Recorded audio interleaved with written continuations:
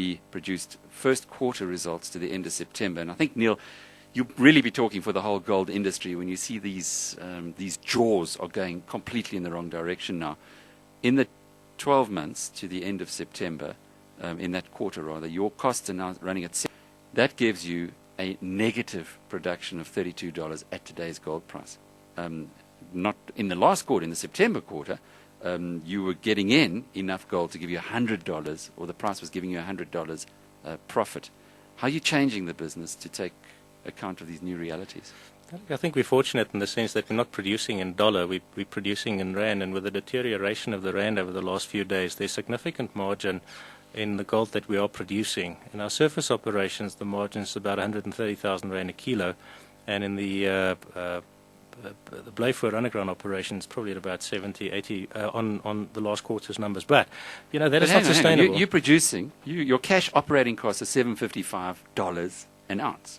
Doesn't matter what the rand does. That's your cash operating cost. So you're saying those are in fact falling because of the rand's decline? No. Remember your expenditure you incur. In dollars, is it falling? In rand. No, you incur your expenditure. We don't have any dollar expenses. So there's an adjustment, and I think your dollar production costs will decline. Where is it now, roughly? At this point in time, we're running at about 185 on average, for our operations, the rand per kilo. All right, and what does that translate into in dollars per ounce? I'm not entirely certain. These things are moving so quickly. You've got to really watch them by the minute. You don't worry about the dollars. You just worry about the rands. I'm worried about the rand. Look, and at the rand side, you're actually making good money. On the rand side, we're making good money, Alec. And I think what we also need to what I need to say to you is that our business model has been put together in such a way that at a time of volatility, obviously nobody envisages these sorts of volatilities, but at a time of volatilities, because we retreat gold from old mine dumps, which is a very steady, very predictable type of operation, and it's an ever-increasing percentage of our total gold production, we could to a large extent weather these storms, not indefinitely, but we could weather these storms and still rake in a bit of cash in the process. So at this point in time, we're still looking at Prizzy, taking into account the circumstances under which we're operating. We have a very nice offset of the in the volatilities associated with underground activities in the revenues that we're seeing from our surface operations. Neil, just let's return to these costs, because this is really a significant issue, not just for you, but for the whole industry. Yes. If you're running at 180,000 rand per kilogram, is that correct? About 185, 188, I think was what it averaged last quarter. The gold price in rands, would you believe, went down 15,000 rand today. But it's still 257,000 rand per kilogram. So you've got a very comfortable margin. We've got a very comfortable margin in rand terms, Alec, yes. Yes. Today, though, you brought out some other bad news about ERPM, the Far East Vertical Shaft, which is the only operating shaft. Looks like it, because of accidents, etc., might be flooded. Take us through that story. Alec, the ERPM is very much the option asset in our portfolio. It's one that's been producing gold underground at a loss for quite some time. And we spent the money because there was a story on the other side of an expansion project.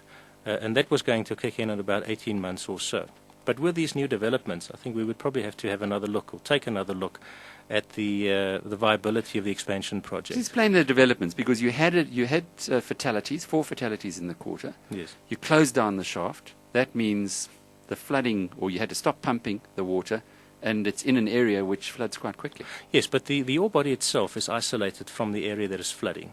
So the ore body will not be affected by the flooding. What is being affected by the flooding is our ability to ventilate the mine adequately and to keep temperatures down.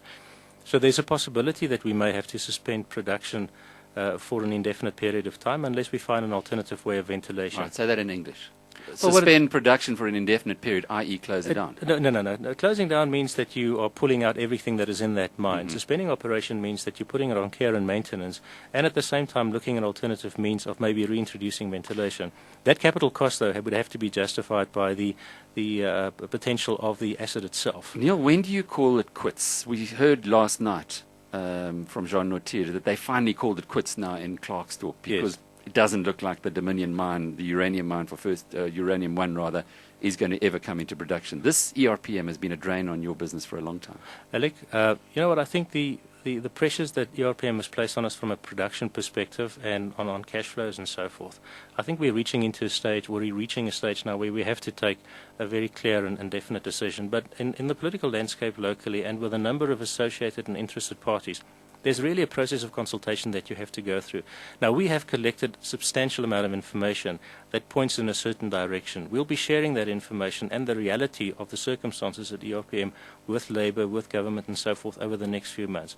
And then we will need to take a decision as to whether or not there's going to be a final withdrawal, whether there will be any withdrawal, or whether there will be a mothballing while we implement infrastructural upgrades and so forth. But, it's not a decision that one can lightly take because of, I think, the socioeconomic circumstances. How much have you put into ERPM over the years? We spent 60 million over the last 2 years. Rands? 60 million rands, in capital costs, and it's made a loss of just over also 60 million over the same period of time. David, that's a long way from 4 billion that the Uranium One guys have put into Clarkston. 60 million, yeah. So it's an option, a 60 million rand option, which might go south.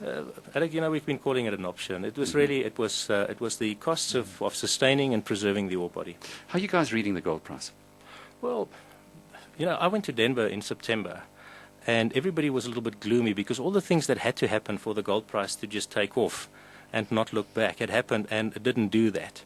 So, I suppose I could recite all the fundamentals which we believe would drive the gold price upward and so forth and so forth.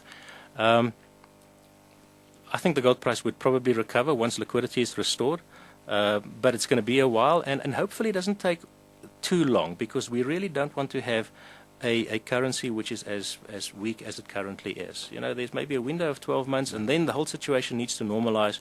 The rand needs to strengthen, the dollar price needs to go up, or else inflation is going to catch up. There's been an incredible decline. In the last 10 days, the gold price has gone from over $900 an ounce to around about $700 an ounce. I think dollar producers, people who incur their costs in dollars, must be pretty frantic at this point in time, yes. Niel Pretorius is the Chief Executive of DRD Gold.